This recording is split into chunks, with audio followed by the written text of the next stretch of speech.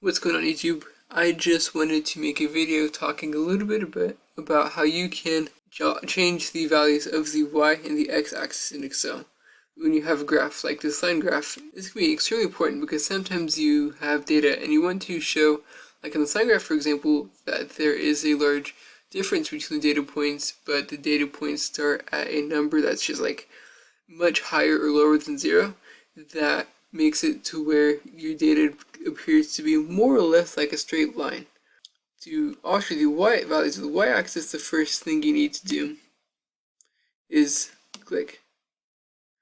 double click on the y-axis until you get this box. Then you want to right click on the box.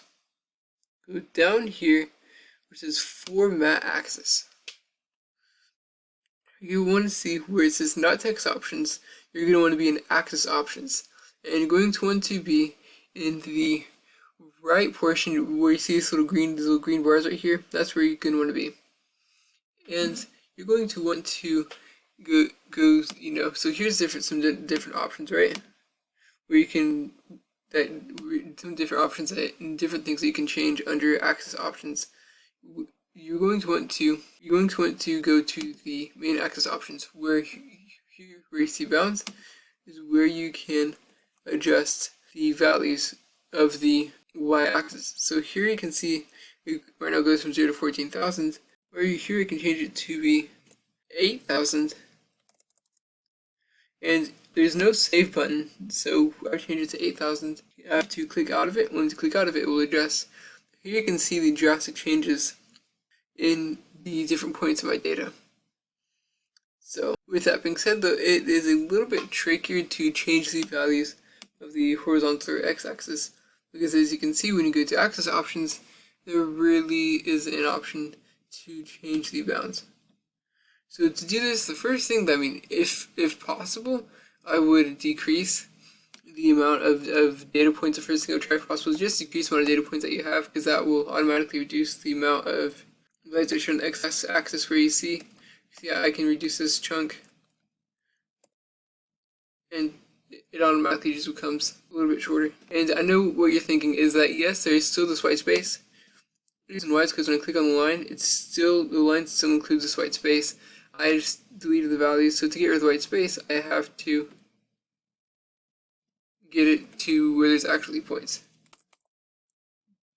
But another approach that you can take, so one of the things that you can do in order to change the values of the x-axis is you can go through and go to filter right here, which allows you to filter the data that's displayed. You can go to select data, add. You have to have the 1 comma for the series name. Just call this test 7. And for the series value, you can get rid of the 1 and then highlight just some. It's just some of the values that you'd like to show. Where you can see the values that I highlighted show up right here in yellow, and you can just undisplay the main data and only have the portion that you wanted to show present, which is valuable because this even allows you to show different portions of. So if you want to just show one portion of the data and not show the middle portion, but show another end portion, and this allows you to do that as well. Or for example, I can call this test 10 using the single quotation marks. For series value, I can just go down here, get a couple points, and have test 1 and test 7 show values from the x-axis, and only show specific portions of the graph that I may want to show if I still want to keep the data. So I really hope that helps, and please let me know if that helps at all, and like, subscribe, and comment, and have a great day.